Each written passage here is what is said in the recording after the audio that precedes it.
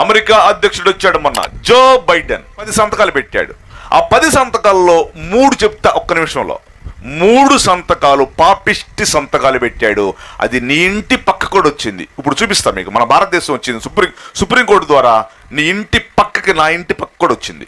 Number 1 సంతకం, గే marriages అంటే ఆడోళ్ళు పెళ్లి చేసుకోవచ్చు, మగోళ్ళు పెళ్లి చేసుకోవచ్చు అంట. ఏం కాలం సార్ ఇది? ఏ కాలం చెప్పండి మీరు? ఇది పోయే కాలం అండి. ఆడు సంతకం పెట్టమేంటి సార్?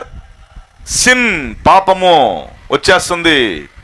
ఒక సంతకం పెట్టాడు, నాశనం చేశాడు. అది ఆస్ట్రేలియా, అన్ని దేశాల మీద పడుకుంటా మన ఇండియా కూడా వచ్చింది ఇప్పుడు. నెంబర్ 2 సంతకం, రైట్ టు కిల్ యాక్ట్ అంటే ఏంటి తెలుసా? ఒక ఆడపడుచు నువ్వు ఎలా గర్భం ధరిస్తావో మాకు సంబంధం లేదు, నీ కడుపులో ఉన్న పాపనో బాబునో నువ్వే చంపుకునే హక్కు. ఇది రైట్ టు కిల్ యాక్ట్. ఇంకా భయంకరంగా పాపం పెరిగిపోతుంది.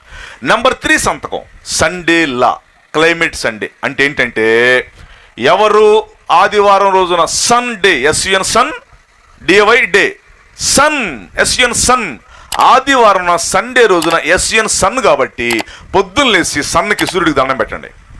ఎవరు చర్చిలకు వెళ్ళబాకండి, ఊడ్చుకోండి వీధులు, సూర్యుడికి దండం పెట్టండి. ఎందుకంటే ప్రకృతి కోపం నుంచి కరోనా వచ్చింది. మోసం వచ్చేస్తుంది. ఈ మీటింగ్స్ లో ఈ వాక్యం వింటున్న మీరు ధన్యులయ్యారో.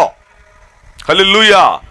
పాపమో మొన్న సుప్రీంకోర్టు పోయిన నెలలో ఇచ్చిన తీర్పు విన్నారా మీరు?